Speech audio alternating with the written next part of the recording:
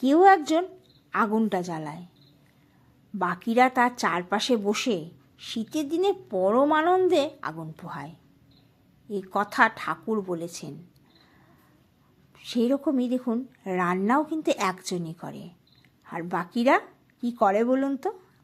আরামসে পেট ভরায়, মন ভরায়। আজ আমার কাজটাও এটাই হয়েছে। ছেলে যে রান্না করেছে চিকেন, প্রত্যেকটা জিনিস এত নিখুঁত, এত পারফেক্ট করতে পারে।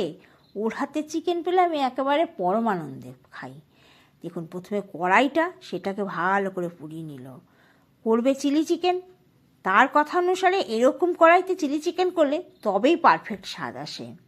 আমাকে উদাহরণও দিয়ে দিল কয়েকটা হোটেলের, যেখানে নিজে দেখে এসেছে তারা কীভাবে করে এবং কী রকম কড়াই ব্যবহার করে। আর দেখলেন তো, চিকেনটা ম্যারিনেট করে নিয়েছিল আগেই। সেই চিকেনটাকে এখন ভাজছে সাদা তেলে।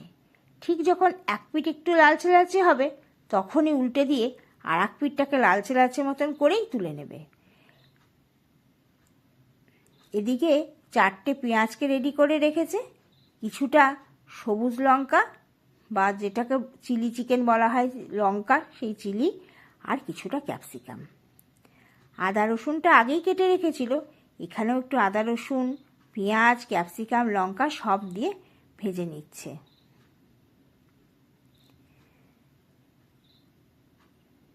এগুলো করতে করতে আমি একটু মনে করিয়ে দিলাম যে আমরা তো একটু বয়স্ক লোক, একটু হালকা নরম করো চিকেনটা।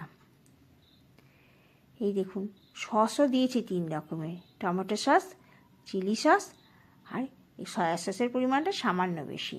খুব ভালো করে নেড়ে নিয়েছিল। আর এদিকে দিয়েছে নুন, সঙ্গে একটু চিনি।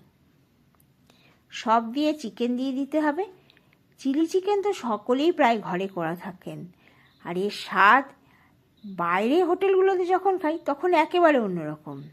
তবে আজকে আমি হলফ করে বলতে পারি, এত ভালো চিলি চিকেন হয়েছিল, গন্ধটাই যা উঠেছে এখন। অল্প জল দিয়ে হালকা একটু ঢাকা দিয়ে দিল, ঠিক মিনিট 4 থেকে 5। আর কি রং এসেছে দেখুন, দুর্দান্ত হয়েছিল। লোহার কড়াই, তাই আমি ঝটপট করে নামিয়ে নিলাম। আর এবারে দাঁড়ান, বাটিটাতে শুধু রং দেখুন, কি দুর্দান্ত রং এসছে। আজ তবে আসি।